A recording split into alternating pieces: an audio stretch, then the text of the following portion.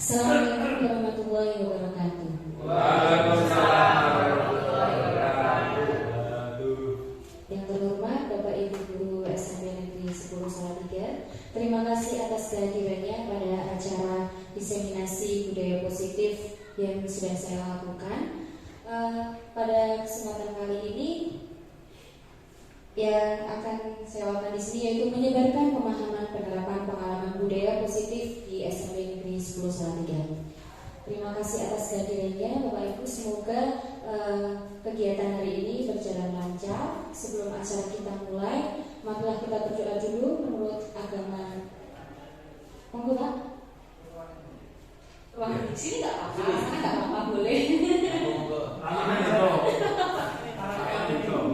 Marilah kita buka acara pada hari ini dengan berdoa menurut agama dan keyakinan masing-masing.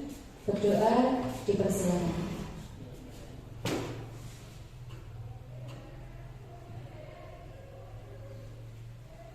Selesai, terima kasih. Langsung saja nih Bapak Ibu, biar ini juga cepat selesai. Ikan cepat dan ikan bagus, lebih cepat lebih bagus. Iya, ya, positif. Budaya positif bukan negatif ya Pak ya.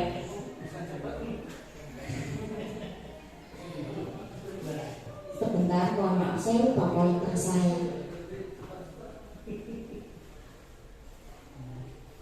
Saya pasang.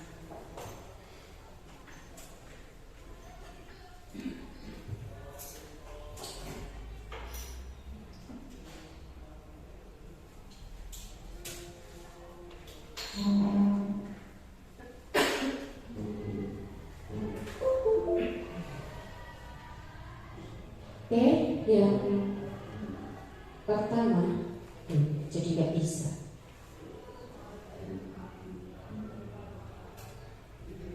Konsep inti budaya positif, nggak bisa ya.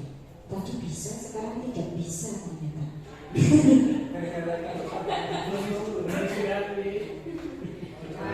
Belum apa-apa sudah minta istirahat ini. Oh, balik baterainya ternyata.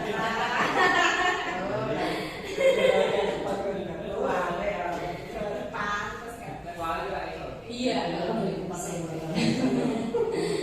oke, konsep inti budaya positif yang pertama yaitu perubahan paradigma belajar.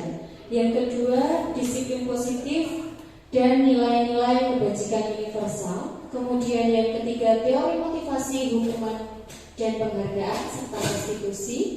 Yang keempat, kebutuhan dasar manusia dan dunia berkualitas. Yang kelima, 5 posisi kontrol. Yang keenam, keyakinan kelas. Dan yang terakhir, segitiga restitusi. Sepertinya banyak sekali ya materinya Bapak Ibu. Tapi ini sudah saya persingkatkan saja. Yang pertama, kita masuk yang pertama yaitu perubahan paradigma belajar. Nah, perubahan paradigma belajar itu yang seperti apa? Jadi ini mengangkat dari filosofisnya Ki Hajar Dewantara. Ada 4 macam yaitu menuntun, kemudian kodrat alam dan kodrat zaman. Monggo Pak Kati. Oh, sepertinya 9E, Pak Kati 9E. 9E ya Pak E. Kemudian yang keempat adalah dimengerti. Nah, yang pertama itu menuntun. Menuntun itu maksudnya bagaimana? Jadi guru itu hadir ada untuk murid atau untuk anak itu untuk menuntun murid-murid dalam mencapai keselamatan dan kebahagiaan yang setinggi-tingginya dalam mengembangkan diri disesuaikan dengan minat dan bakat yang ada pada murid tersebut. Kemudian yang kedua yaitu kodrat alam dan kodrat zaman. Kodrat alam itu yang berhubungan dengan sifat dan karakter anak, serta kodrat zaman itu hubungannya dengan perubahan atau keterampilan yang disesuaikan dengan perkembangan zaman. Jadi jika zamannya berubah, apalagi sekarang teknologi semakin maju, kita juga harus bisa mengikuti perkembangan zaman tersebut. Kemudian yang ketiga itu berpihak pada murid. Berarti pembelajaran yang kita lakukan itu juga harus kita lihat apakah pembelajaran yang kita lakukan itu berpihak pada murid atau istilahnya student center atau teacher center. Jangan sampai teacher center tetapi lebih ke student center atau berpusat pada murid gitu ya. Jadi metode model yang kita terapkan itu disesuaikan dengan karakter, keinginan anak serta perkembangan zaman. Dan yang keempat yaitu budi pekerti, yaitu dengan memberikan teladan yang baik bagi murid dalam kesehariannya gitu. Jadi kita memberikan teladan, contohnya dengan masuk tepat waktu, berarti kesehariannya ibu ini atau bapak ini suka masuknya tepat waktu, berarti karena murid sering melihat berarti ikut gitu. Jadi mengikuti gitu. Kemudian kalau berkata-kata juga baik, berarti saya sudah mau mengikuti. Nah, biasanya orang yang menjadi idola itu akan menjadi teladan bagi murid. Kalau murid mengidolakan guru A, guru B, biasanya guru yang diidolakan itu akan ditiru seperti itu. Ya, kita kalau bisa juga memberikan teladan yang baik bagi murid, biar nanti murid-murid itu juga bisa menjadi murid yang berbudaya positif atau berkarakter baik seperti itu. Kemudian dilanjutkan yang kedua, disiplin positif dan nilai-nilai kebajikan universal. Nah, di sini kita harus tahu dulu disiplin itu apa. Disiplin itu sering disalahartikan ya disiplin. Jadi disiplin itu sering dihubungkan dengan hukuman. Padahal beda, disiplin dan hukuman itu beda. Karena belajar tentang disiplin positif itu tidak melulu tentang hukuman. Dan justru adalah salah satu alternatif terakhir kalau perlu tidak digunakan sama sekali seperti itu. Nah, di dalam budaya kita ini di Indonesia ini kata disiplin itu dimaknai menjadi sesuatu yang dilakukan seseorang pada orang lain untuk mendapatkan kepatuhan. Biasanya kalau kita di sekolah ini bicara tentang disiplin kan pasti hubungannya dengan kamu patuh nggak sama peraturan ini, kamu patuh nggak sama tata tertib ini. Kalau patuh berarti kamu termasuk orang yang disiplin, contohnya seperti itu. Itu dalam budaya kita seperti itu. Padahal di dalam disiplin yang positif itu tidak ada hubungannya dengan bukan suatu tata tertib dan bukan suatu hukuman. Kita sebagai pendidik, sebagai guru, tujuan kita itu untuk menciptakan anak-anak yang memiliki disiplin diri, sehingga mereka bisa berperilaku dengan mengacu pada nilai-nilai kebajikan universal dan memiliki motivasi intrinsik, bukan yang eksplisit. Intrinsik berarti berasal dari dalam diri kita sendiri, berasal dari dalam diri anak-anak itu sendiri. Kalau eksplisit itu biasanya yang mungkin sering kita lakukan ya, dengan kita menghukum, itu kan berarti dia mau berubah karena takut dengan hukuman. Itu kan faktor dari luar. Padahal yang kita inginkan di sini biar menjadi budaya positif itu disiplinnya berasal dari dalam dirinya sendiri, yaitu dari kesadaran diri. Gitu. Nah, siapa sesungguhnya yang memiliki kontrol? Nah, di sini kita akan sedikit ada kegiatan ya, yaitu namanya kegiatan kepalan tangan. Di sini saya akan membagikan kertas kepada Bapak Ibu semuanya. Nanti di dalam kertas ini akan dituliskan sesuatu hal yang sangat berharga di Bapak Ibu semua. Kertasnya kecil nggak apa-apa karena nanti kertasnya akan digenggam.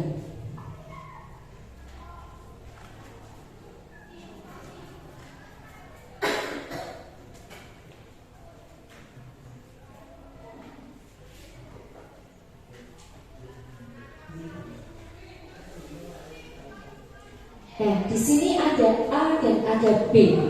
A itu Anda, B itu teman Anda. Jadi itu sudah ada kertas, sesobek kertas, tuliskan benda atau sesuatu yang sangat berharga untuk Anda di kertas tersebut. Kemudian genggamlah kertas tersebut di salah satu tangan Anda, digenggam seerat-eratnya, buatlah sebuah kepalan. Contohnya seperti ini, sesudah ditulis, kertasnya sudah ditulis, boleh dilipat, boleh dipul-pul apa-apa, yang penting digenggam. Ya, mungkin bebas, mungkin anaknya, atau mungkin karirnya, atau mungkin pokoknya itu sesuatu hal yang berharga buat Bapak Ibu semua. Mungkin sepeda motornya mungkin yang berharga, atau keluarganya mungkin ya. Pokoknya itu sesuatu hal yang sangat berharga bagi Bapak Ibu semua. Gitu. Kalau sudah langsung digenggam seperti ini kertasnya, buatlah kepalan. Kemudian saya nanti minta Bapak Ibu untuk berpasangan dengan teman sebelahnya saja, tidak apa-apa. Ini karena Pak Parwil ada sebelahnya, boleh ikut sama Pak Mas sama Bu Febri, bertiga boleh. Berarti ABC ya kalau bertiga ya. Apa? Yang ketiga, aduh yang ketiga apa ini biasanya? Sudah Bapak Ibu? Sudah. Silakan digenggam erat-erat. Kemudian silahkan pasangannya yang di sebelahnya itu gunakanlah berbagai macam cara agar genggaman teman di sebelah Bapak Ibu semua itu mau dibuka. Boleh menggunakan cara apapun, boleh secara halus, boleh secara tidak halus. Pokoknya diingat-ingat yang digenggam ini adalah sesuatu hal yang berharga. Kalau terbuka, sampai terbuka berarti sesuatu hal yang berharga itu diserahkan ke orang lain. Dan orang lain tersebut harus berusaha bagaimanapun caranya untuk bisa merebut hal yang berharga itu. Setidaknya membuka tangannya. Begitu. Bisa dilakukan dengan berbagai macam cara, secara halus, secara tidak halus juga boleh. Untuk Pak Karyono bisa sama Pak Mas ini sama berbagai. Saya berikan waktu sekitar 2 menit coba. Iya, boleh berintimidasi. Oh iya, yang penting tutup aja ya. Tuh, boleh dengan membujuk, dengan mengancam, menghardik, merayu, menyuap, apapun boleh dilakukan.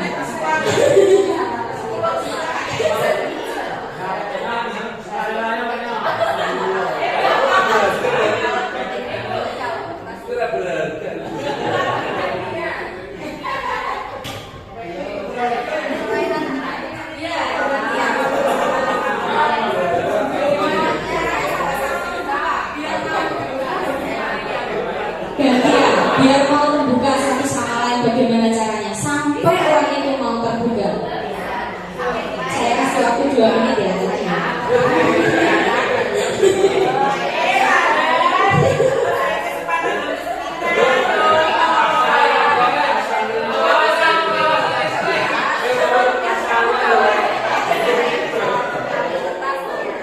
Boleh dengan berbagai cara.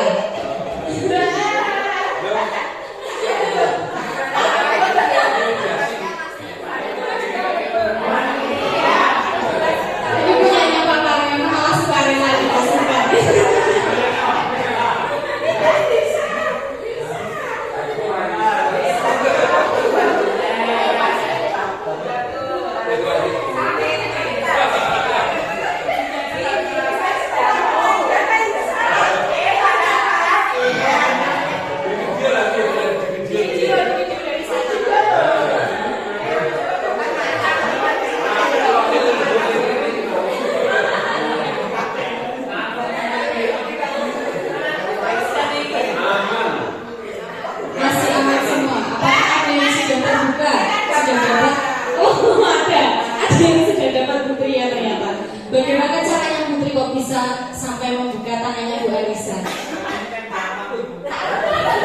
Kalah tenaga, kalah tenaga.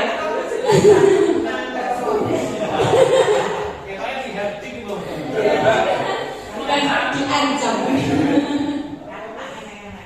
Wah, artinya nih. Nah, dari kegiatan itu apa yang terjadi? Tangannya bisa dibuka atau tidak?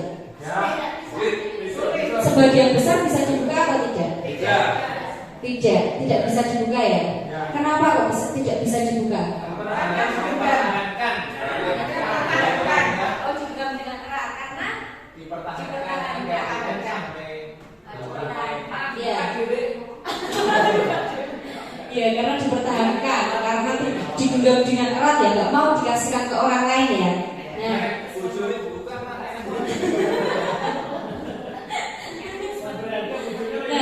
dari kegiatan itu, dari kegiatan tadi, itu kira-kira berarti yang memiliki kontrol itu siapa? Anda atau teman Anda? diri sendiri ya. Berarti yang bisa memiliki kontrol itu adalah diri sendiri. Sama seperti kita memperlakukan ke murid. Kita mau memaksa, mengancam murid apapun yang terjadi, murid itu mungkin mau melakukan, tapi kan mungkin karena ancaman, takut atau seperti apa. Tetapi dari dirinya sendiri kan dia tetap mengontrol dirinya sendiri. Dia kalau nggak mau berubah sesuai dengan kontrol dirinya, ya nggak akan berubah. Kecuali kalau dia dari kontrol dirinya, dia memang mau berubah. Apapun yang orang lakukan itu tidak akan berpengaruh kepada kontrol diri dia. Kalau kontrol dirinya itu tidak mau mengubahnya seperti itu. Jadi memang dari kegiatan itu saja sudah bisa kita ketahui bahwa yang bisa mengontrol itu adalah diri kita sendiri. Gitu. Itu sesuatu hal yang berharga bagi kita, nggak akan kita sekarang karena ini berharga buat saya, maksud saya kasihkan ke orang lain, gitu kan? Ya. Nah ini ya bedanya stimulus respon dan teori kontrol. Kalau di stimulus respon itu kita mencoba mengubah orang lain agar berpandangan sama dengan kita. Tapi kalau di teori kontrol itu kita berusaha memahami pandangan orang lain tentang dunia. Sama seperti yang kita lakukan ke murid kita. Kalau kita itu pengen muridnya berubah, tapi berubahnya adalah manut aku, manut saya, biar kamu bisa berpandangan seperti saya. Nah itu namanya baru memberikan stimulus respon saja. Padahal teori kontrolnya tadi yang hanya ada pada diri orang tersebut, yaitu kita harus bisa memahami anak itu maunya seperti apa, pandangannya seperti apa. Kita nanti bisa mengarahkan sesuai dengan pandangan anak tersebut.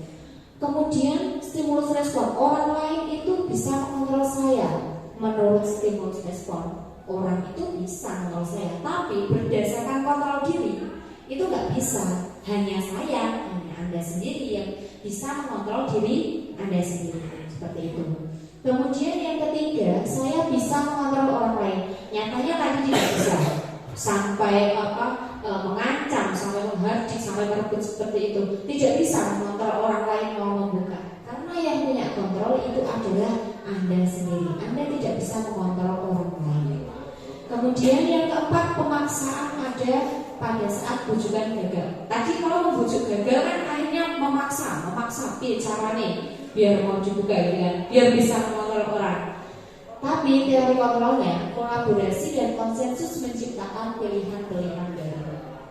Dengan adanya kolaborasi antara guru dengan siswa itu nanti akan bisa menciptakan pilihan-pilihan yang baru.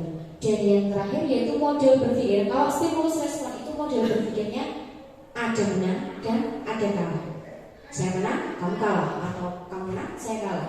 Tapi kalau berdasarkan teori kontrol itu berpikirnya cuma menang. Saya menang, kamu juga menang. Jadi semuanya sama-sama diunggulkan gitu. Dua-duanya sama-sama berubah ke arah yang lebih baik seperti itu juga. Nah, manakah dari kedua ini yang terbaik untuk mendidik disiplin? Stimulus respon atau teori kontrol? Kira-kira yang mana Bapak Ibu? Yang lebih baik itu berarti stimulus respon atau teori kontrol? Stimulus respon. Oh, stimulus respon ya. Berarti masih berpikiran kalau Bapak Ibu itu bisa mengendalikan orang lain, bisa mengendalikan siswa gitu ya, bisa mempengaruhi gitu ya. Masih seperti itu. Padahal di dalam budaya positif itu yang dibutuhkan adalah teori kontrol. Memang mungkin tidak semudah yang kita bayangkan, tetapi kita jalani sedikit demi sedikit, nanti lama-lama akan menjadi bukit gitu. Oke, kita harapkan dengan adanya berlaku kita sedikit demi sedikit, walaupun itu dengan teladan kita ya, mungkin hanya seperti tadi datang tepat waktu, lama-kelamaan kan akan menjadikan budaya yang positif bagi murid-murid kita contohnya. Nah ini kita nilai kebajikan universal itu adalah sifat-sifat positif manusia yang merupakan tujuan muda yang ingin dicapai setiap individu. Nilai-nilai tersebut bersifat universal dan lintas bahasa, suku bangsa, agama maupun latar belakang. Setiap perilaku atau perbuatan itu memiliki suatu tujuan. Ini menurut teorinya dari Dr. William Glasser pada teori kontrol tahun 1984. Jadi setiap orang melakukan sesuatu itu pasti ada tujuannya. Nah mungkin kalau melakukan sesuatu nggak ada tujuannya, Dan yang ketiga itu dengan mengaitkan nilai-nilai kebajikan yang diyakini seseorang, maka motivasi intrinsipnya akan terbangun sehingga menggerakkan motivasi diri dalam untuk dapat mencapai tujuan mulia yang diinginkan, seperti itu. Nah, di dalam nilai-nilai kebajikan universal ya. Jadi nilai kebajikan yang ingin dicapai oleh setiap anak Indonesia kita kenal dengan namanya profil pelajar Pancasila, yang isinya ada 6 ya. Ada beriman, bertakwa kepada Tuhan Yang Maha Esa dan berakhlak mulia, kemudian mandiri, bernalar kritis, berkebinekaan global, bergotong royong, dan kreatif. Nah, ini yang sudah ada pada kurikulum kita yang baru, yaitu kurikulum Merdeka, sudah masuk di dalamnya, yaitu profil pelajar Pancasila. Sekarang kita lanjut ke yang berikutnya, teori motivasi, hukuman dan penghargaan serta restitusi. Sebelum masuk ke materi ini, ada yang mau ditanyakan Bapak Ibu?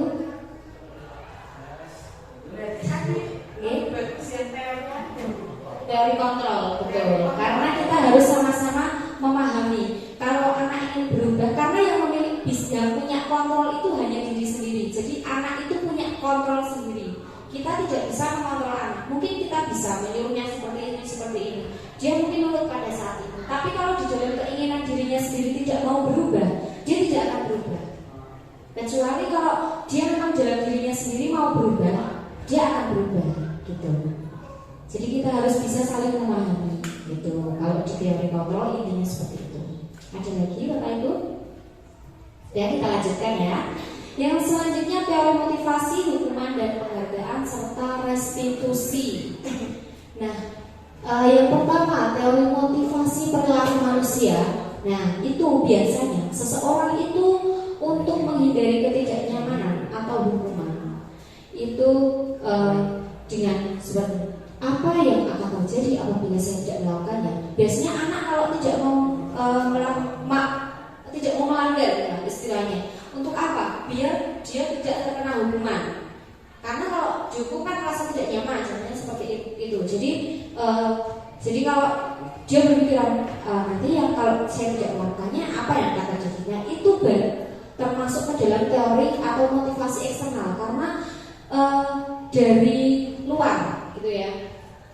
Dari luar teorinya, motivasinya itu berasal dari luar, biar tidak dihukum, itu kan berarti dari luar. Kemudian ada lagi untuk mendapatkan imbalan dari orang lain. Biasanya orang melakukan sesuatu biar mau dapat imbalan. Nah, ini apa yang akan saya lakukan ya? Saya kalau melakukan ini nanti dapat apa ya? Itu kan berarti mendapatkan imbalan. Itu juga masih termasuk ke dalam motivasi eksternal. Jadi dari luar. Nah, kita cari kalau mau merubah karakter kan, istilahnya. Itu harus jadi motivasinya kan internal, harus jadi dia sendiri, kontrol diri tadi. Nah, untuk menghargai diri sendiri, yaitu disiplin atau kontrol diri ya. Saya akan menjadi orang seperti apa bila saya melakukannya? Oh, berarti itu kan motivasinya sudah dari diri sendiri, yaitu motivasi internal. Yaitu motivasi internal ini termasuk ke dalam tujuan dari disiplin positif. Jadi dia mau melakukan sesuatu, anak itu mau melakukan sesuatu itu untuk menghargai, karena dia mau menghargai dirinya sendiri. Dia memang keinginannya dari dirinya sendiri, seperti itu. Nah, ini yang sering dilakukan yang dihukum oleh penghargaan. Kok bisa penghargaan itu menghukum?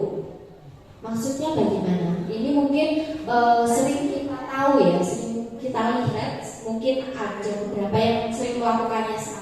Dan termasuk saya juga dulu sering melakukannya gitu ya. Sekarang kan kalau kita sudah tahu teorinya ternyata seperti ini ya, semakin lama kan semakin berubah walaupun sedikit demi sedikit gitu.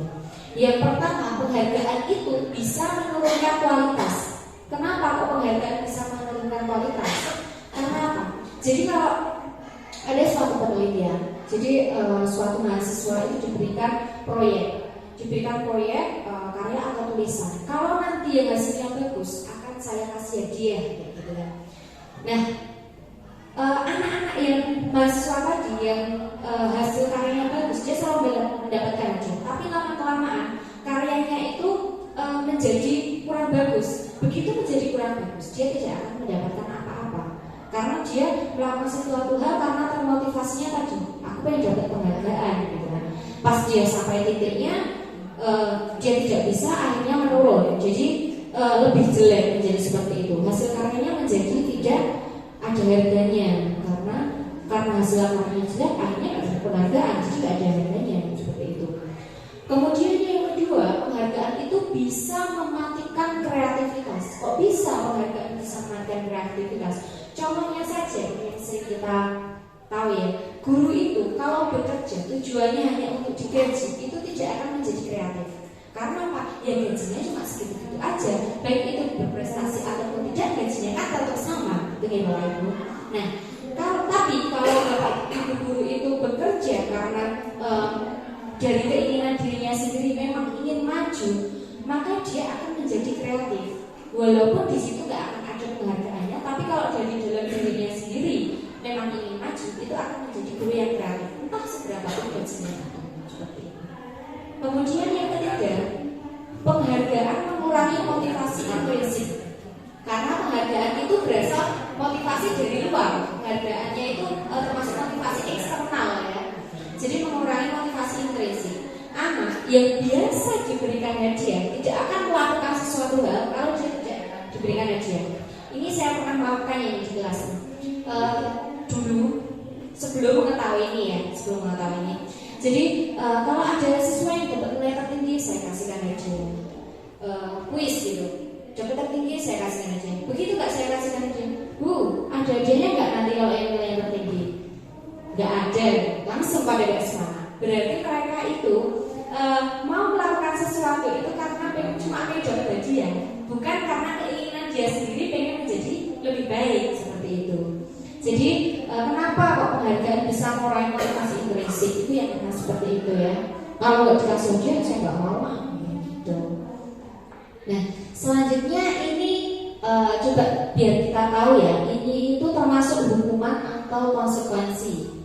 Yang pertama, ada kegiatan siswa itu diminta mencatat 100 kali di dalam buku dengan kalimat saya tidak akan terlambat lagi karena anak itu terlambat sekolah. Ini termasuk hukuman atau konsekuensi kira-kira? Hukuman, betul ya. Kita sudah mulai memahami ini. Kemudian yang kedua, lari mengelilingi lapangan basket 2 kali karena terlambat hadir di sekolah. Hukuman atau konsekuensi?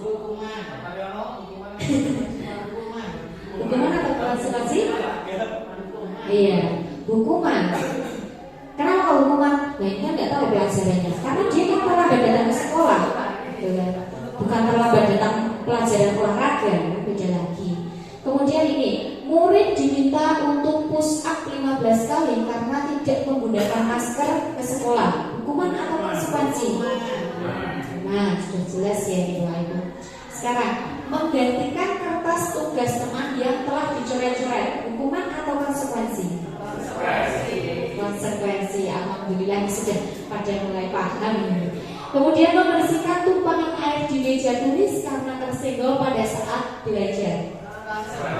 Konsekuensi, betul. Kemudian murid disuruh untuk mengenakan sepatu seharian di sekolah karena tidak mengenakan sepatu hitam. Disuruh untuk tidak menggunakan, keliru ya, kurang tidak, murid disuruh untuk tidak mengenakan sepatu seharian di sekolah. Yang mana? Hukuman atau konsekuensi? Hukuman, betul sekali. Yang terakhir, lari mengelilingi lapangan basket 2 kali karena terlambat 10 menit untuk pelajaran PJOK. Hukuman atau konsekuensi? Hukuman atau konsekuensi? Ini pelajarannya olahraga. Kalau itu masuknya konsekuensi, karena apa? Lari keliling lapangan basket 2 kali itu kan termasuk dalam kegiatan olahraga. Jadi itu masuknya konsekuensi. Kecuali kalau terlambat masuk pelajaran IPS, disuruh lari keliling lapangan 2 kali. Nah itu kan sudah tidak ada hubungannya dengan pelajaran ya, itu masuk hukuman. Tapi karena ini pelajarannya PJOK, pelajarannya PJOK itu merupakan bagian dari olahraga lari mengelilingi lapangan basket itu. Jadi maksudnya konsekuensi seperti itu.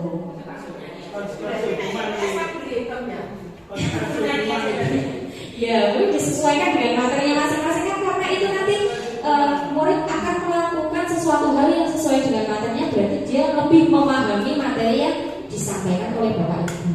Seperti itu. Oh iya, boleh, silakan. Itu ya, tadi saya lihat ini berarti Bapak Ibu sudah paham nih bedanya hukuman sama sanksi. Iya, saya yakin guru-guru di SMP 10 itu pintar-pintar semua. Saya banyak belajar dari Bapak Ibu semua ya. Sekarang ini perbedaannya hukuman dan konsekuensi. Nah, kalau hukuman itu sesuatu yang menyakitkan, itu harus terjadi. Contoh tadi, nggak bawa sepatu hitam akhirnya nggak boleh pakai sepatu, itu kan menyakitkan buat anak. Gitu.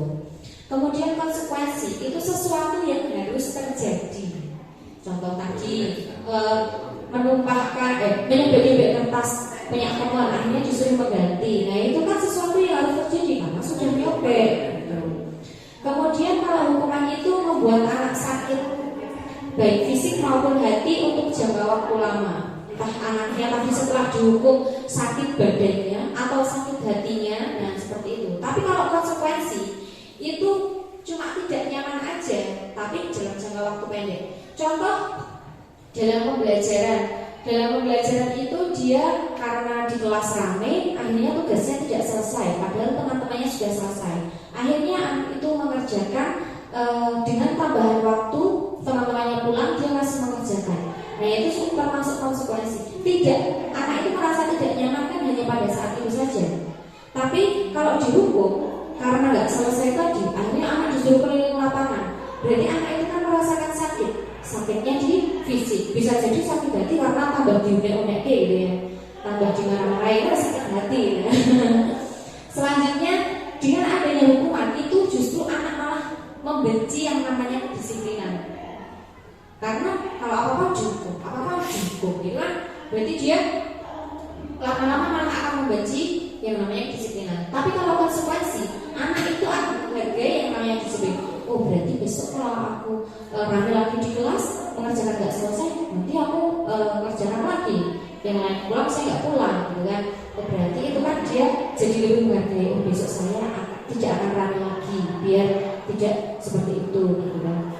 Selanjutnya hukuman itu berupa paksaan. Tapi kalau konsekuensi itu memberikan stimulus atau tanggapan. Kalau hukuman kan mau nggak mau kamu harus melakukannya, seperti itu.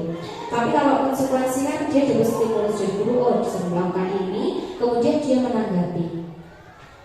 Kemudian selanjutnya mendorong anak menyakiti diri sendiri. Nah ini kan macam-macam ya, yang namanya hukuman itu kan bermacam-macam sekali. Ada yang menyakiti diri sendiri, contohnya mungkin sambil di unek-unek istilahnya apa ya, dimaki-maki gitu kan, dimaki-maki terus akhirnya dia malah ikutan memaki-maki gurunya. Nah seperti itu kan nanti malah saling maki-makian, akhirnya kan dia juga menyakiti dirinya sendiri. Selanjutnya mendorong anak, kalau konsekuensi itu mendorong anak agar mudah menyesuaikan diri. Kita percepat aja. Kemudian hukuman itu konsep diri yang buruk, sedangkan konsekuensi itu konsep diri yang baik.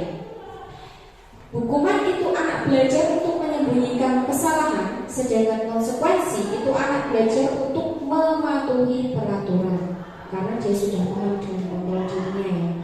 Kemudian hukuman itu membuat marah, merasa bersalah, dipermalukan, merasa tak dihargai, seperti itu. Mungkin salah satu dari itu ada yang dirasakan oleh anak jika diberikan hukuman. Tapi kalau konsekuensi itu anak hanya kehilangan hak, dibuat tidak nyaman, diasingkan untuk sementara, seperti itu. Ini perbedaannya hukuman dan konsekuensi, Bapak Ibu. Kita lanjutkan biar cepat selesai juga. Nah, sekarang kita masuk ke restitusi. Apa itu restitusi? Nah, restitusi itu merupakan proses menciptakan kondisi bagi murid untuk memperbaiki kesalahan mereka, sehingga nanti itu mereka bisa kembali pada kelompok mereka dengan karakter yang lebih kuat. Restitusi itu juga merupakan proses kolaboratif yang mengajarkan murid untuk mencari solusi untuk masalah mereka dan membantu murid berpikir tentang orang seperti apa yang mereka inginkan menjadi tujuan mulia dan bagaimana mereka harus memperlakukan orang lain. Itu yang namanya restitusi. Mungkin masih bingung ya kalau dari pengertian seperti ini. Kita lanjutkan nanti biar lebih paham restitusi itu apa. 9 ciri restitusi. Yang pertama, bukan untuk menebus kesalahan, namun untuk belajar dari suatu kesalahan. Itu restitusi.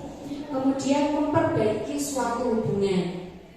Tawaran bukan paksaan. Jadi biasanya kalau restitusi itu kita memberikan tawaran, bukan memaksa. Kemudian restitusi itu menuntut untuk melihat ke dalam diri. Restitusi juga mencari kebutuhan dasar yang mendasari tindakan. Kemudian yang keenam, restitusi diri adalah cara yang paling baik. Yang ketujuh, restitusi fokus pada karakter bukan tindakan. Yang kedelapan, restitusi fokus pada solusi. Dan yang kesembilan, restitusi mengembalikan murid yang berbuat salah pada kelompoknya. Nah, ini perbedaannya hukuman, konsekuensi, dan restitusi.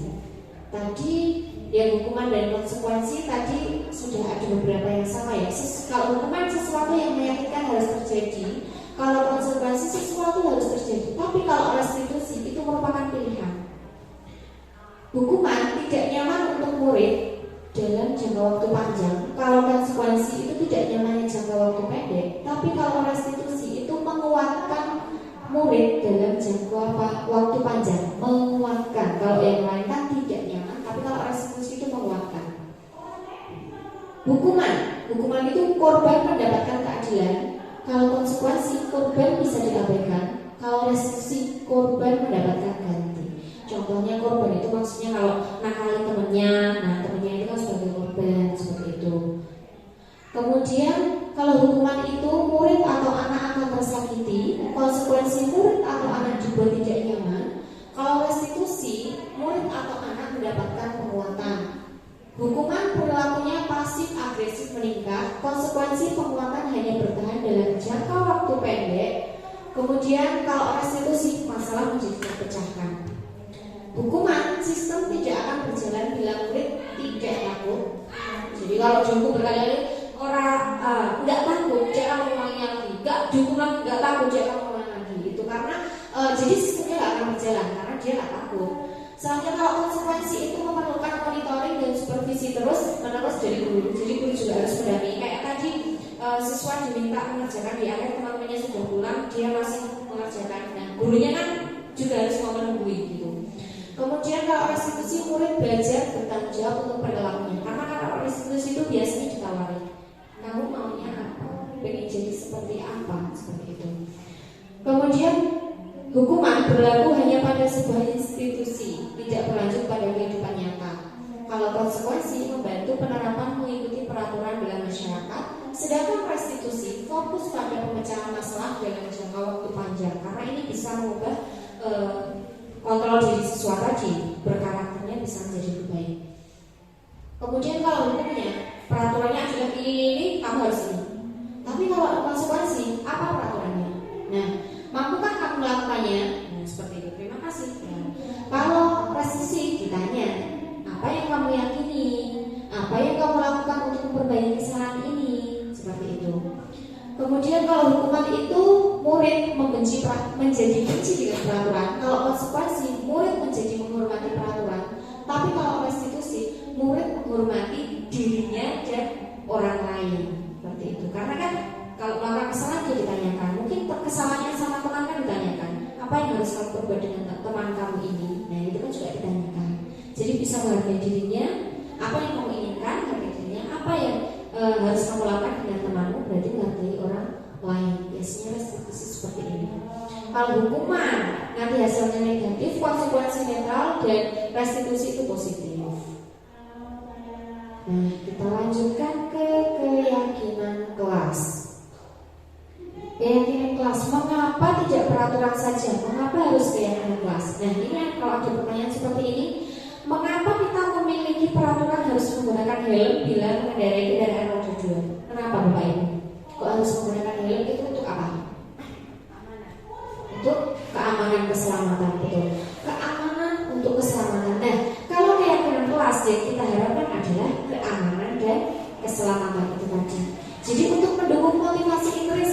biar kita selamat. Saya ingin selamat kok, jadi nah itu kan keinginan diri sendiri, intrinsik, motivasi intrinsik. Kita kembali ke nilai-nilai atau keyakinan. Keyakinan akan lebih menggerakkan seseorang dibandingkan mengikuti serangkaian peraturan-peraturan. Selanjutnya, bagaimana caranya membentuk keyakinan kelas? Nah, biar bisa menjadi suatu budaya positif, itu hal pertama yang bisa dilakukan yaitu dengan membentuk keyakinan kelas. Bagaimana caranya? Keyakinan kelas itu bersifat lebih abstrak daripada peraturan yang lebih rinci dan konkret. Kemudian keyakinan kelas berupa pernyataan-pernyataan universal dan biasanya bentuknya atau kata-katanya itu positif. Kalau peraturan itu kan biasanya tidak boleh terlambat masuk kelas, nah gitu. Tapi kalau keyakinan kelas itu masuk kelas tepat waktu, kata-katanya positif. Kemudian keyakinan kelas hendaknya tidak terlalu banyak sehingga mudah diingat dan dipahami oleh semua warga kelas. Nah, keyakinan kelas ini kita dibuat dulu yang sedikit dulu, jangan terlalu banyak. Karena kalau banyak kan biasanya lupa. Kayak kata tertib SMP Negeri 10 Salatiga ada banyak sekali. Pasti anak-anak nggak akan ingat semuanya. Tapi kalau kita bentuk keyakinan kelas yang di situ hanya cuma sedikit, pasti mereka setidaknya dalam hal yang diyakini itu dia akan berubah. Kemudian keyakinan kelas sebaiknya sesuatu yang dapat diterapkan di lingkungan tersebut. Semua warga kelas hendaknya ikut berkontribusi dalam pembuatan keyakinan kelas lewat kegiatan curah pendapat. Jadi kalau keyakinan kelas ini dibuat bersama-sama gitu ya, bukan hanya keinginan guru aja. Peraturannya seperti ini, nah itu hanya dibuat guru menjadi peraturan. Tapi kalau keyakinan kelas dibuat bersama dengan anak-anak, boleh caranya bermacam-macam. Nanti saya tunjukkan yang saya lakukan di kelas. Kemudian bersedia meninjau kembali keyakinan kelas dari waktu ke waktu. Itu pembentukan keyakinan kelas. Nah, ini contoh pembentukan keyakinan kelas yang saya lakukan juga di 7A, 7B dan 7C yang saya ajar. Tapi di sini yang saya video itu di kelas 7A.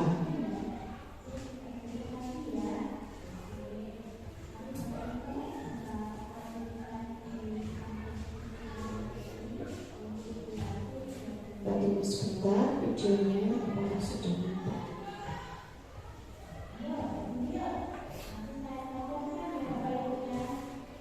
Oh, ternyata tidak nampak di situ.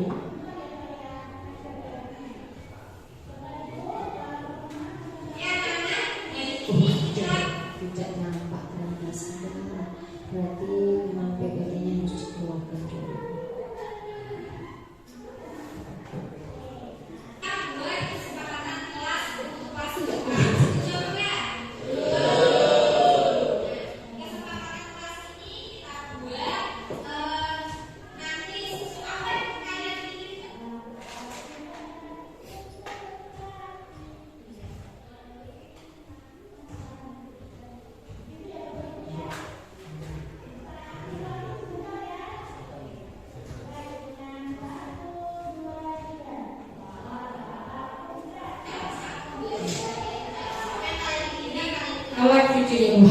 Jadi apa yang saya katakan tidak sesuai soal.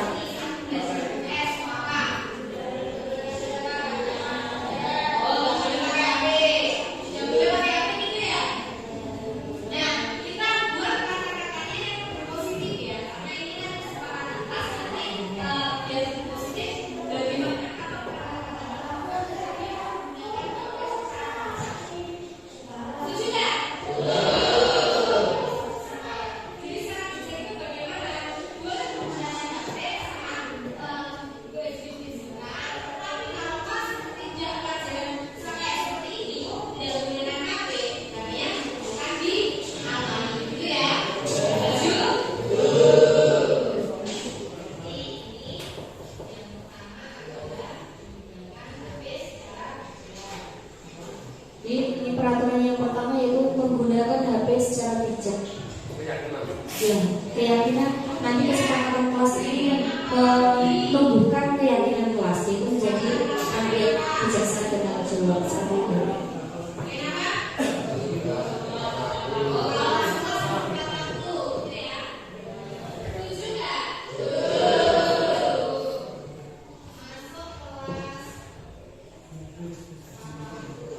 Yang kedua adalah masuk kelas tepat waktu. itu. Jadi kata-katanya tetap positif, bukan tidak boleh terlambat tapi masuk kelas tepat waktu.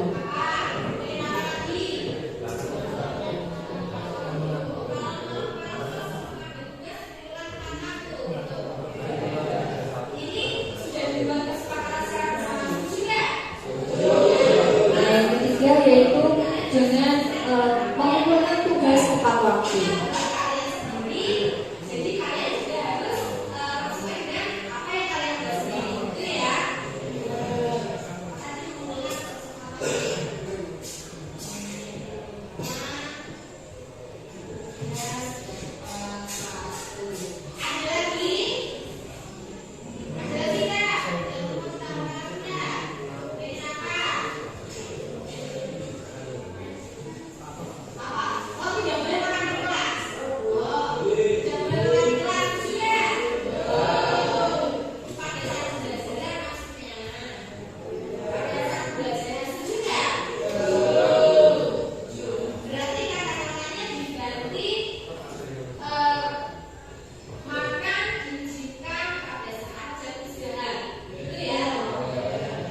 Jadi kata tidak boleh itu dihilangkan, karena tidak boleh itu kan negatif, diganti dengan kata-katanya yang positif, yaitu tidak boleh makan di kelas, diganti makan hanya diizinkan saat jam istirahat. Jadi otomatis beraktivitas jam pelajaran tidak diizinkan makan. Jadi kalau pas jam pelajaran itu tidak nanti yang maksudnya seperti itu ya, pas jam pelajaran ya kalian mengikuti pembelajaran dengan baik. Tetapi kalau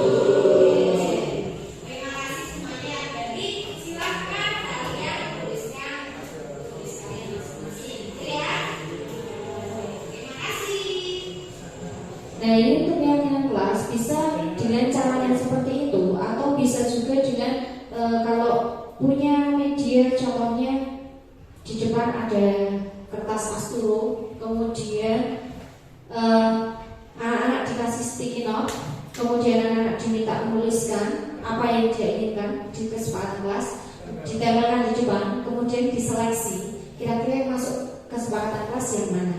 Nah di sini saya tadi ada 4 hal, jadi tidak banyak-banyak. Yang penting mereka ingat dan mau melakukannya. Alhamdulillah setelah ada kesepakatan kelas seperti itu, kelas menjadi lebih terkondisi dengan baik. Insya Allah kemarin sih sudah beberapa hari ini tidak ada yang terlambat lagi masuk kelas. Kemudian mengumpulkan tugasnya juga tepat waktu. Walaupun di kelas lain itu ada yang tidak mengumpulkan tepat waktu, itu saya tanya, itu digunakan menggunakan segitiga restitusi nanti penyelesaiannya. Kemudian makan di kelas, alhamdulillah anak-anak bisa menepati, tidak makan di kelas dulu ya, makan saat jam istirahat gitu juga ditepati seperti itu. Nah caranya bermacam-macam, bisa seperti itu. Kalau tadi saya minta anak-anak itu menuliskan di buku tulis mereka masing-masing, jadi mereka akan selalu ingat apa keyakinan kelas yang sudah mereka buat sendiri gitu. Untuk pembuatannya macam-macam, bisa seperti itu, bisa yang kayak ditempelkan lagi dan ditempelkan di depan kelas biar mereka ingat, itu juga bagus seperti itu. Nah ini bedanya peraturan dan keyakinan kelas. Kalau peraturan, contohnya selalu kembalikan buku ke tempatnya. Kalau keyakinan itu membentuk tanggung jawab. Tadi di kesepakatan kelas yang saya buat tadi, dengan mengumpulkan tugas tepat waktu, berarti membentuk keyakinan kelas berupa tanggung jawab, berupa disiplin seperti itu. Peraturan itu dilarang mengganggu orang lain, tapi kalau di keyakinan kelas menghormati orang lain. Jadi menggunakan kata-kata yang positif. Peraturan hadir di sekolah 15 menit sebelum pembelajaran dimulai. Keyakinan kelas menghormati orang lain, berkomitmen. Peraturan dilarang melakukan kekerasan, keyakinan yaitu keselamatan, menghormati orang lain. Peraturan dilarang menggunakan narkoba, keyakinan kelasnya yaitu untuk kesehatan. Kemudian peraturan bergantian atau menunggu giliran, keyakinan kelasnya menghormati orang lain, bersabar. Peraturan gunakan masker, keyakinan kelasnya adalah kesehatan, keselamatan. Peraturan itu jangan berlari di kelas atau koridor, keyakinan kelasnya adalah keselamatan dan keamanan. Kalau kita membuat ke anak-anak langsung keyakinan kelas kata-katanya seperti ini, jika kata-katanya seperti ini, mungkin anak-anak masih bingung. Makanya kita buat kesepakatan kelas yang seperti itu, yang akan membentuk keyakinan kelas yang seperti ini. Jadi secara tidak langsung, bukan langsung ke keyakinan kelas kita tanggung jawab menghormati orang lain, itu biasanya anak-anak mungkin agak bingung. Makanya juga kesepakatan kelas seperti itu, biar lebih mempermudah membentuk suatu keyakinan kelas. Nah, ini cakupannya seperti ini. Kalau peraturan itu hanya seperti ini. Tapi kalau sudah masuk ke keyakinan, itu cakupannya sudah agak luas. Begitu lebih luas lagi, yaitu membentuk lingkungan positif. Dan jika sudah menjadi budaya positif di kelas, itu cakupannya akan lebih luas lagi. Nah, peraturan itu biasanya masih menggunakan larangan-larangan yang benar-benar negatif atau memaksa, sehingga hal-hal yang termuat dalam peraturan tersebut akan dilakukan dengan terpaksa juga. Sedangkan keyakinan kelas itu hendaknya mengandung kalimat positif dan motivasi, sehingga siswa akan menganggap hal tersebut sudah sepantasnya mereka lakukan. Itu. Nah, sampai di sini ada yang mau ditanyakan ke Bapak Ibu? Oh, tidak ada sepertinya ya. Kita lanjutkan ke kebutuhan dasar manusia dan dunia berkualitas. Diagram kebutuhan manusia. Jadi kebutuhan dasar manusia itu ada 5: bertahan hidup, kasih sayang dan rasa diterima, penguasaan, kebebasan dan kesenangan. Kita bahas yang pertama, bertahan hidup itu ini kebutuhan dasar manusia, kebutuhan kita juga ya Bapak Ibu. Kebutuhan dasarnya bertahan hidup itu apa? Kebutuhan bertahan hidup atau survival. Ini kebutuhan untuk bertahan hidup, misalnya kita butuh kesehatan, kita butuh rumah, kita butuh makan, itu rasa aman itu merupakan kebutuhan kita biar kita bisa hidup, biar bisa bertahan hidup. Kemudian kalau kasih sayang dan rasa diterima, ini kebutuhan untuk disayangi dan diterima meliputi kebutuhan akan hubungan dan koneksi sosial, kebutuhan untuk memberi dan menerima kasih sayang, dan kebutuhan untuk merasa menjadi bagian dari suatu kelompok. Nah, anak-anak yang biasanya yang dia itu sangat membutuhkan kasih sayang dan rasa diterima, ini anak-anaknya biasanya memiliki kebutuhan dasar kasih sayang dan rasa diterima yang tinggi. Jadi biasanya mereka belajar karena suka pada gurunya. Nah, itu berarti dia butuh kasih sayang dan rasa diterima. Kemudian mereka juga biasa suka bekerja dengan kelompok. Kalau kelompok kan bersama teman-temannya ya, dia juga ingin diterima dengan teman-temannya dan belajar kelompok seperti itu.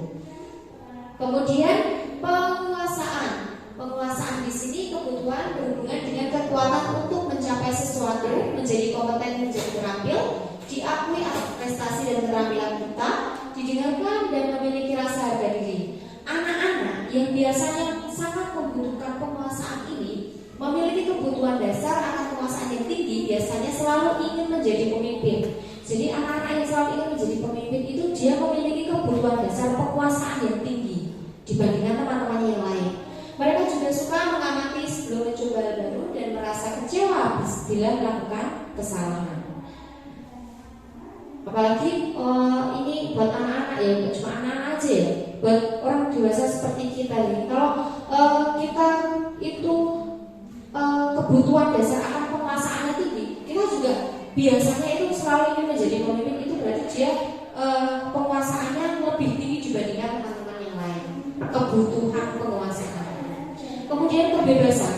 Kebutuhan bebas itu kebutuhan akan kemandirian, otonomi, memiliki pilihan dan mampu mengendalikan arah hidup seseorang.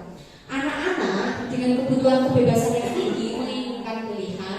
Mereka perlu banyak bergerak, suka mencoba-coba, tidak terlalu terpengaruh orang lain dan senang mencoba hal yang baru serta hal-hal yang menarik.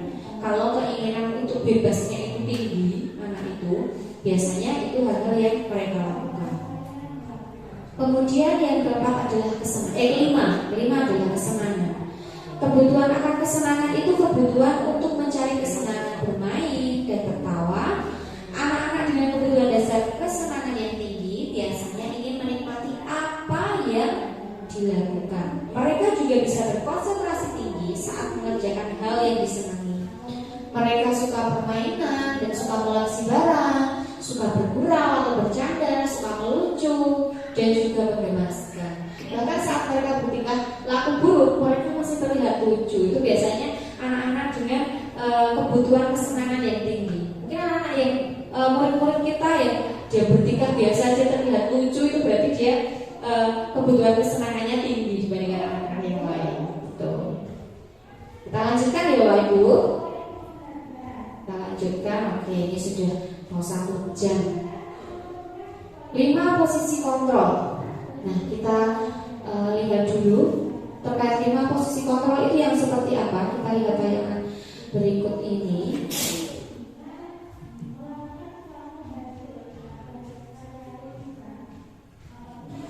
Menghargai diri sendiri. Sebentar. Ini karena saya harus keluarkan dulu baru bisa. Salam bahagia Ibu dan Bapak Guru hebat.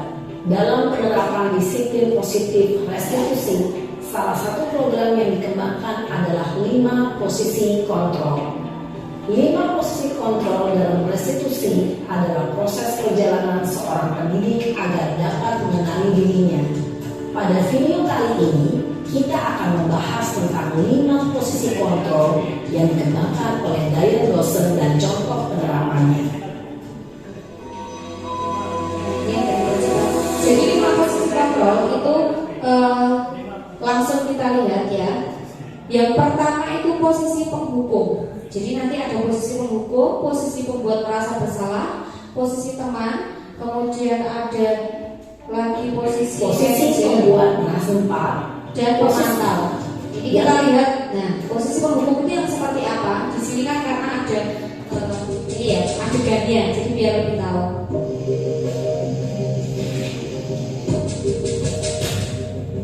Ini untuk posisi penghukum. Maren, sini kamu. Selamat pagi Bu. Selalu terlambat.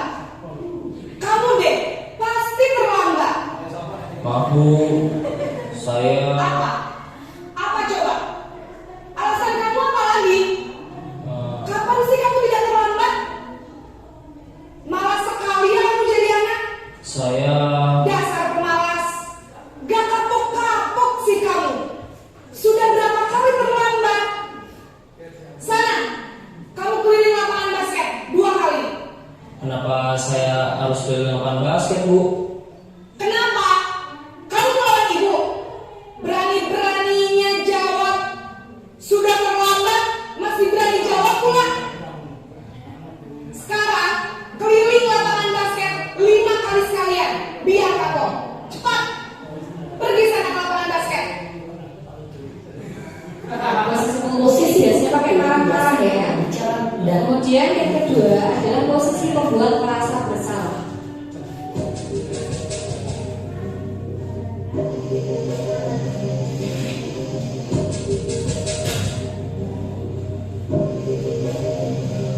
Naren!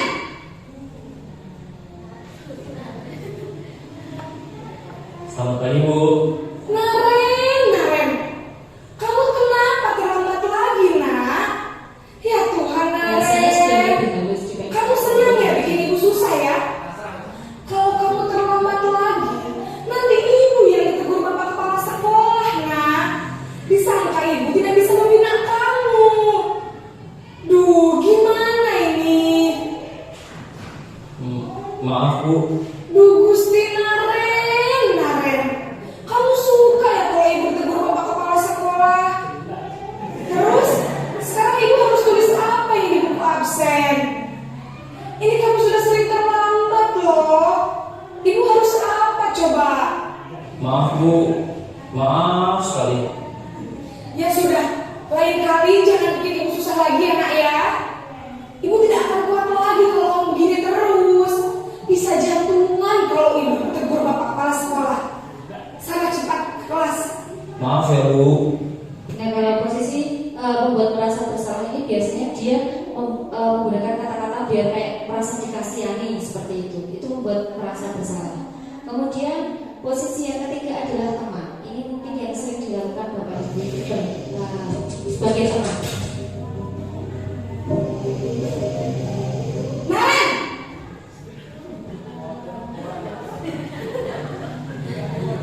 Selamat pagi Bu. Wah, sudah jam berapa ini nak? Terlalu Biasanya pagi ya bisa saya. kayak teman. Iya Bu. Habis ibu saya membangunkan saya Bu. Kamu malah menyalahkan ibu kamu. Kamu bukannya anak yang larinya paling kencang. Kok terlambat sih? Iya Bu. Saya memang terlambat bangun tadi. Jadi biarpun saya lari kencang, tetap gak kekejar Bu. Ya sudah sana. Nanti lain kali larinya lebih kencang lagi ya. Biar gak terlambat lagi. Bikin seneng ibu. Demi ibu. Bisa kan? Bisa lah Bu. Ya sudah sana masuk kelas. Ibu beresin urusan absen kamu. Kamu ini ada-ada saja. Nah, kalau posisinya sebagai teman itu biasanya kayak kita berlaku seperti ngobrol sama murid itu seperti kayak teman sendiri gitu. Kemudian yang keempat adalah posisi pemantau.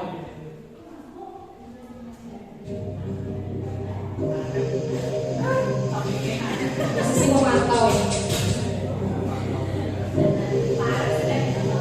Naren! Panggilnya tetap ya, nggak bisa semua. Selamat pagi Bu. Naren, apa peraturan sekolah kita tentang jam berapa kita harus masuk sekolah, nak? Kita harus di sekolah jam 7 Bu. Iya betul, sekarang sudah jam 7.20. Naren sudah tahu konsekuensinya jika terlambat hadir. Paham Bu. Saya harus tinggal kelas pas jam istirahat selama 20 menit. Iya benar, konsekuensinya demikian. Jadi nanti jam 9.30 pas istirahat, kamu harus tinggal di kelas, kerjakan tugas tambahan untuk ketertinggalan kamu, ya? Baik Bu. Nah, posisi pemantau ini posisinya yaitu ada berhubungan dengan yang namanya konsekuensi. Di kelasnya peraturan apa, konsekuensinya apa, seperti itu. Ya, pemantau atau monitor. Dari yang kelima adalah posisi manajer.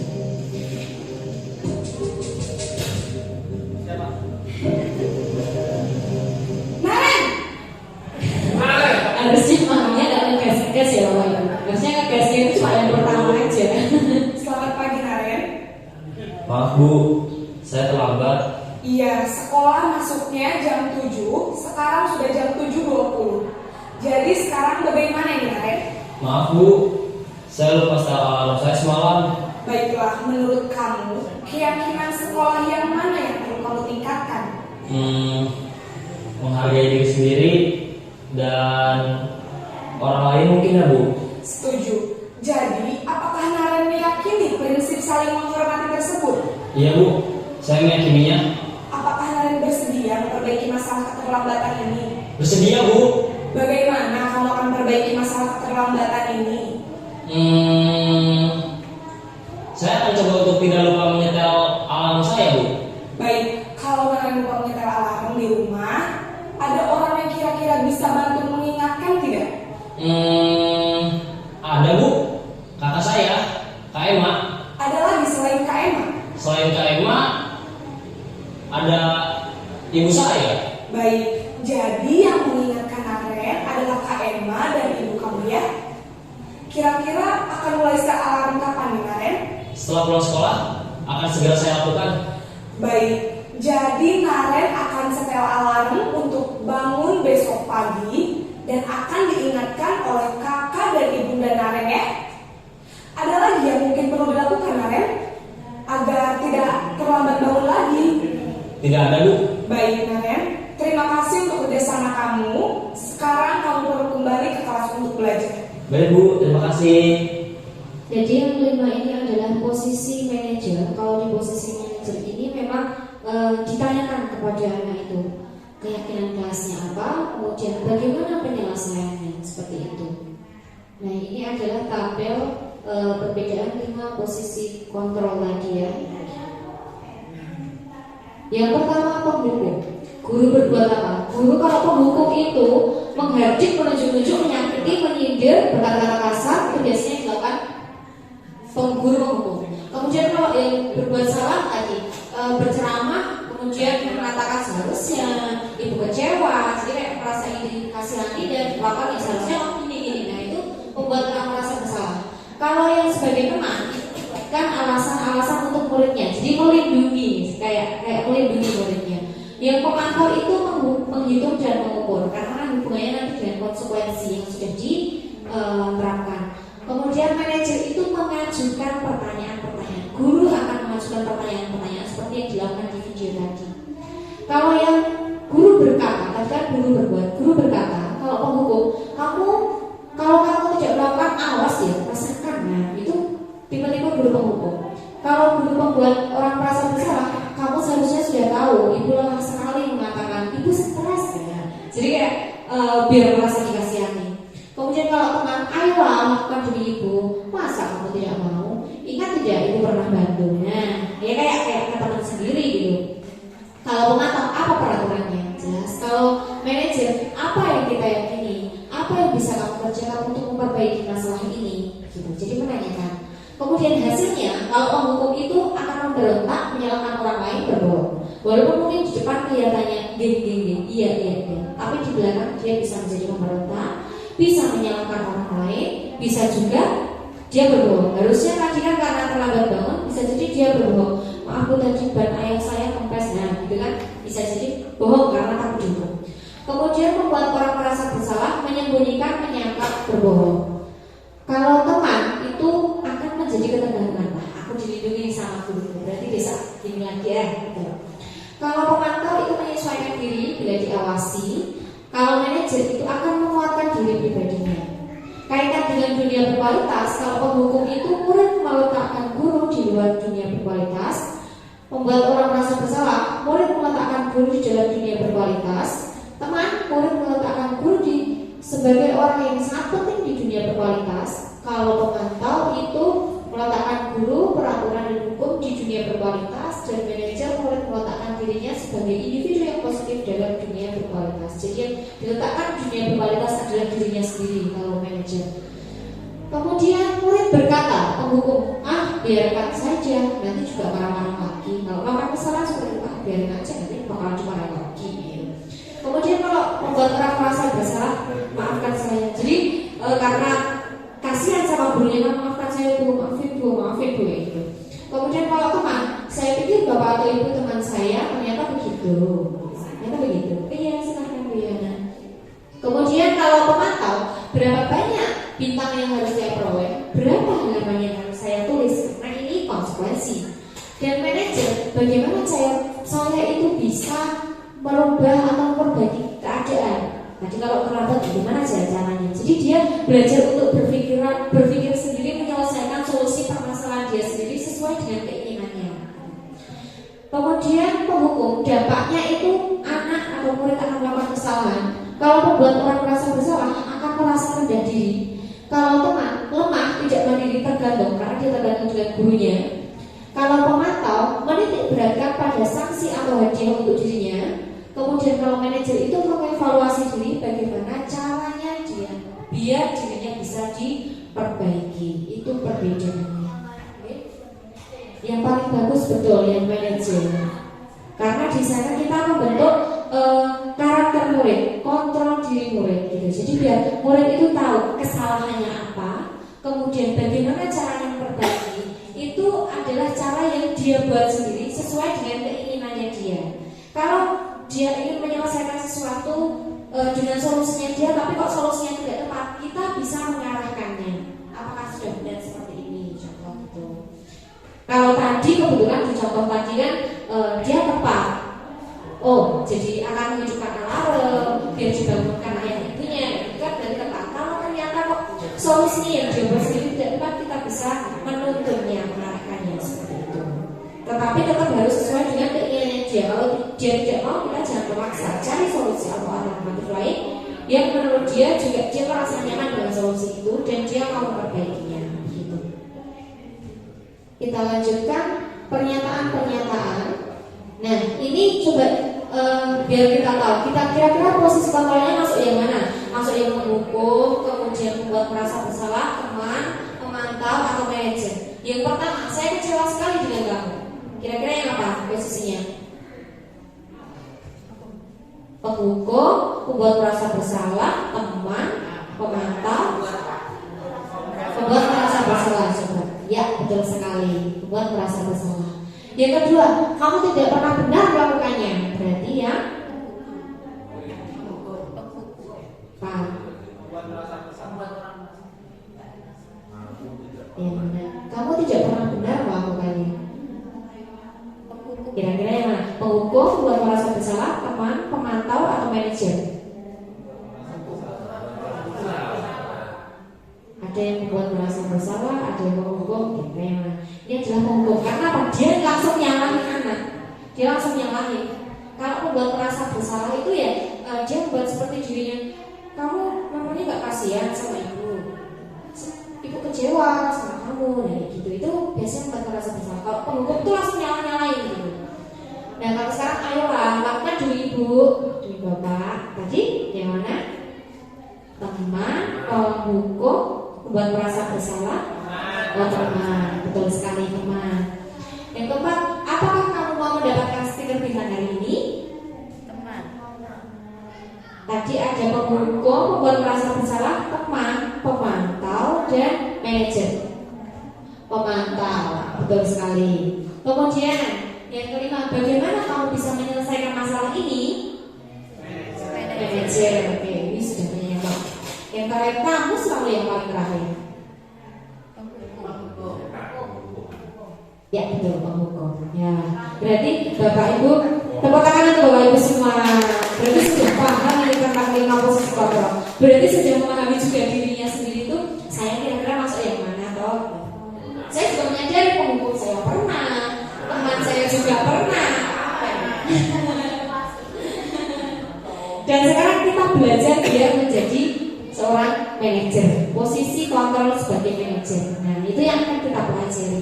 Sedikit demi sedikit, lama-lama menjadi bukit. Nggak harus kita langsung besok melakukan semuanya, gitu. Tidak harus, tapi kita lakukan sedikit demi sedikit. Tuh. Kita lanjutkan lagi. Kalau kamu tidak, saya akan, nah itu nggak boleh. Itu diberi peluang untuk membuat tidak nyaman. Yang harus kita lakukan adalah apa yang kamu yakini. Kayak tadi ya, ditanyakan bagaimana akan memperbaiki masalah ini. Nah, ini yang akan kita tuju, yaitu dengan memperbaikinya. Kita berdua mendapatkan apa yang kita butuhkan. Jadi biar murid nyaman, kita juga enak gitu. Kita lanjut segitiga restitusi ini yang terakhir ya Bapak Ibu ya. Segitiga restitusi. Segitiga restitusi itu ada 3, yaitu ada menstabilkan identitas, validasi kebutuhan, dan menanyakan keyakinan. Kalau menstabilkan identitas biasanya ditanyakan. Setiap orang itu pasti pernah melakukan kesalahan. Ini biasa kata-kata yang biasa digunakan. Kamu bukan satu-satunya yang pernah melakukan ini. Kalau validasi kebutuhan itu adakah cara yang lebih efektif untuk mendapatkan apa yang kamu butuhkan? Kamu tentu punya alasan. Ya, ditanyakan alasannya apa? Kamu alasannya apa? Kok terlambat? Nah, itu biasanya itu validasi kebutuhan. Dan yang ketiga adalah yang terakhir itu menanyakan keyakinan. Nilai-nilai apa yang perlu kita sepakati? Atau kamu itu pengen jadi orang seperti apa? Nah, itu biasanya menanyakan keyakinan. Yang menstabilkan identitas itu untuk membuat anak yang merasa gagal karena berbuat salah menjadi positif terhadap dirinya. Jadi agar dia itu bisa menjadi positif terhadap dirinya. Yang biasanya dikatakan guru adalah berbuat salah itu adalah hal yang manusiawi. Itu hal yang wajar. Manusia itu tidak ada yang sempurna. Berbuat salah itu sesuatu hal yang wajar. Itu yang biasanya guru lakukan. Kemudian kita pasti bisa menyelesaikan permasalahan. Tidak tertarik untuk mencari tahu siapa yang benar, siapa yang salah.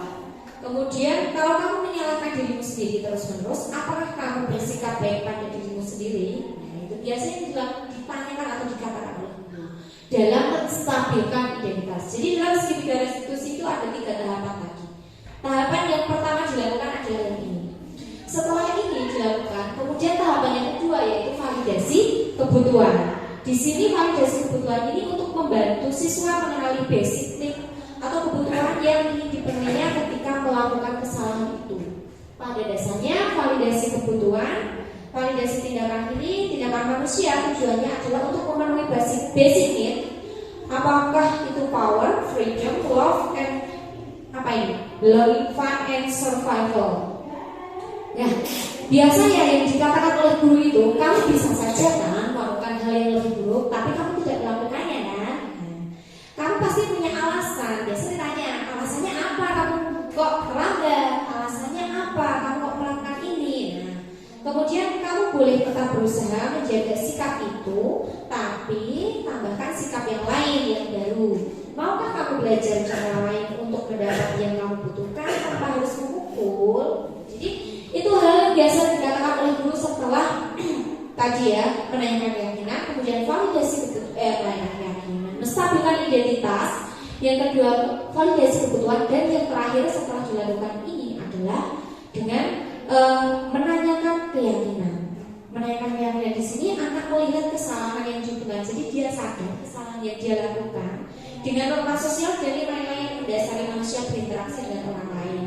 Biasanya yang dikatakan oleh guru adalah apa nilai yang kita percaya ujian ini di kelas, atau biasa ditanyakan apa kesepakatan kelas kita, atau apa keyakinan kelas kita, seperti itu. Kemudian nilai-nilai universal apa yang telah kita sepakati, kelas yang ideal itu yang seperti apa, atau kamu akan menanyakan kamu itu pengen jadi anak yang seperti apa. Nah itu juga sudah termasuk menanyakan keyakinan. Kemudian apa yang kamu rasakan ketika kamu melakukan itu, kamu mau menjadi orang yang seperti apa, itu biasanya dilakukan oleh guru. Dan ini contoh penerapan segitiga restitusi. Ini kemarin hanya kepentingan video ya, jadi memang ini ada skenario-nya. Tapi kalau yang saya diterapkan di kelas tidak saya rekam Bapak Ibu. Jadi langsung saya lakukan. Kalau ternyata bisa saya selesaikan di kelas itu saya selesaikan. Kalau tidak bisa saya panggil secara pribadi. Alhamdulillah sampai saat ini belum ada yang saya panggil secara pribadi. Sudah bisa diselesaikan di kelas. Karena kemarin saya fokusnya adalah masuk ke kelas tepat waktu dan mengumpulkan tugas tepat waktu. Dua itu yang benar-benar saya saya terapkan dulu biar anak-anak itu mau berubahnya di dua hal itu mengenai ketepatan waktu. Kemarin ada anak yang terlambat mengerjakan tugas, kebetulan anaknya inklusi. Nah saya ini jadi bingung, nggak bisa selesai ternyata. Saya bingung. Pengecualian ya betul. Karena saya tanya, kamu kenapa kok terlambat mengerjakan tugas? Kamu kenapa kok kemarin tidak mengumpulkan tugas? Padahal jadwalnya ada di hari Selasa dan Rabu. Selasa tugas langsung dikumpulkan, Rabunya saya tanya, kenapa kamu kemarin tidak mengumpulkan tugas? Saya tidak bawa bukunya, jawabannya seperti itu. Oh, kamu tidak bawa bukunya sekarang atau kemarin? Sekarang, berarti kemarin kamu sudah mengerjakan belum? Sudah. Lah kenapa kok tidak dikumpulkan? Saya tidak membawa bukunya Bu. Lah, padahal dia sudah mengerjakan, tapi dia bilangnya tidak membawa gitu ya. Jadinya nggak cocok ini lah. Ini mau diselesaikan panjang lebar sudah tidak akan bisa ya. Jadi memang tidak semua hal ya, memang ada pengecualian untuk anak seperti itu. Ini contoh yang saya lakukan. Ini hanya skenario, tapi setidaknya contohnya seperti ini gitu. Penerapan segitiga restitusi. Jadi kita enggak.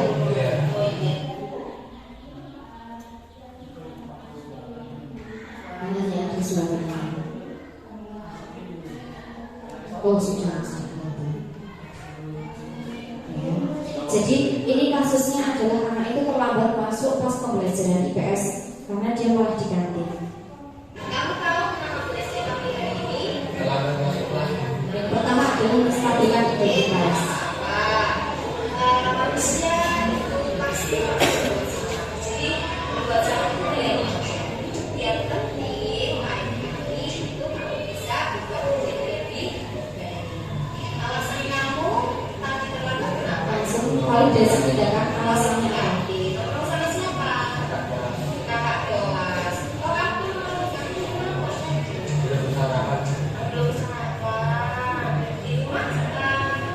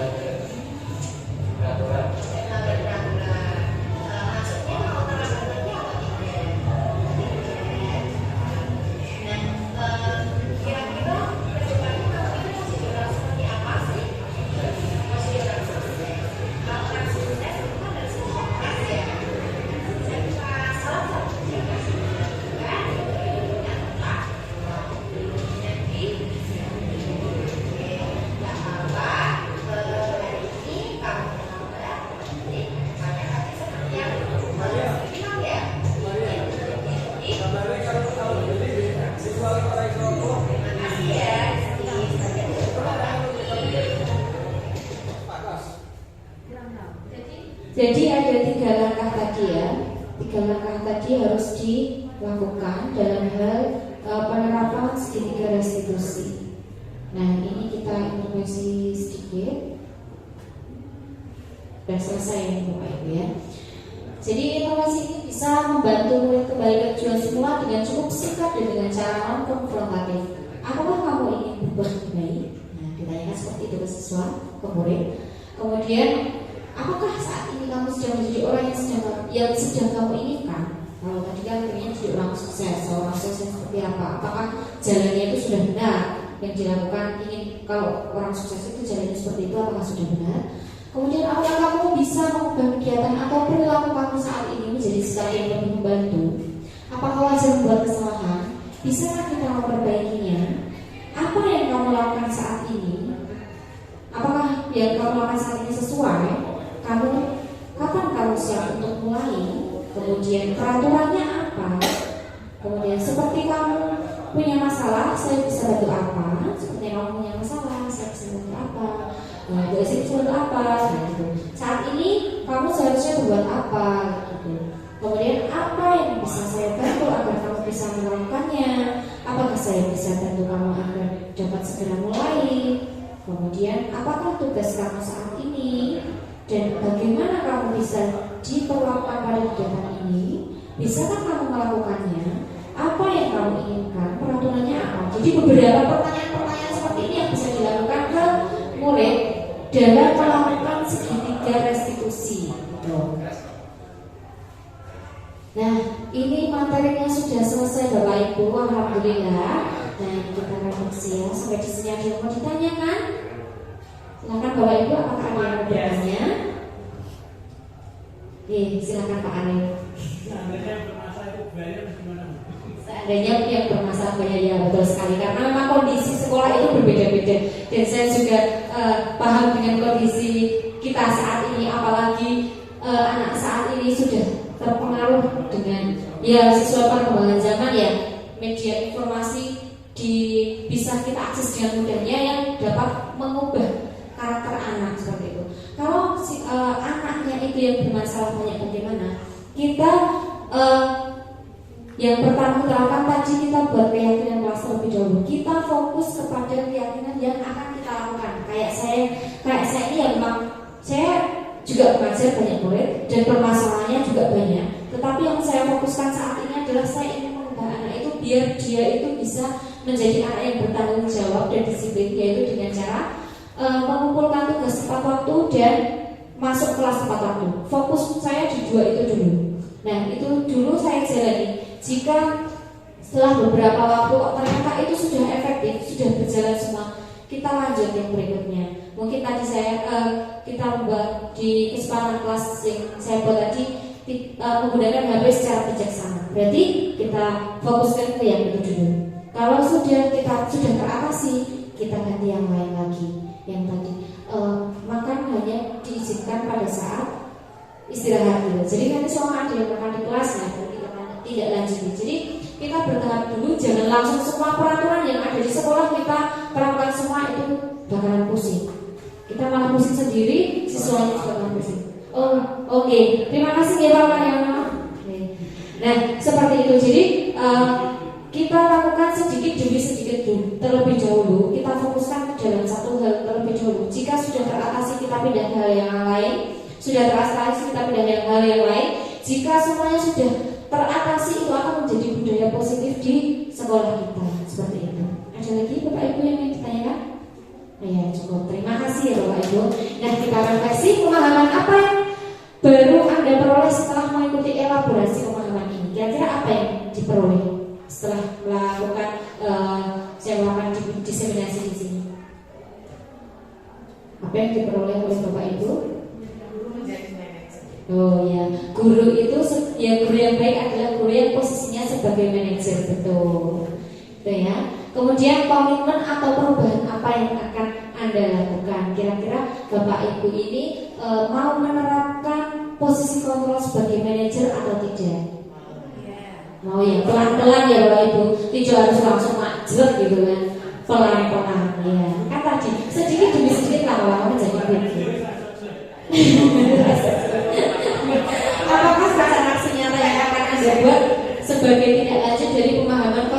budaya positif ini? Kira-kira senyatanya apa yang akan dibuat Bapak Ibu?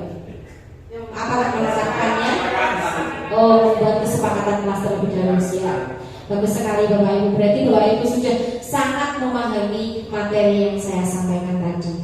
Nah, ini materinya sudah selesai. Terima kasih sekali atas kehadiran Bapak Ibu di sini, sudah meluangkan waktunya untuk diseminasi saya. Semoga dengan adanya ini pengetahuan dari saya dan dari Bapak Ibu sudah semakin bertambah dan kita bisa menerapkan budaya positif yang lebih banyak lagi ya. Banyak orang yang bisa menerapkan budaya positif di sekolah ini gitu. Terima kasih Bapak Ibu. Mari acara kita tutup dengan berdoa menurut agama dan keyakinan masing-masing. Berdoa dimulai. Terima kasih semuanya. Berdoa selesai. Saya tutup acaranya. Wassalamualaikum warahmatullahi wabarakatuh.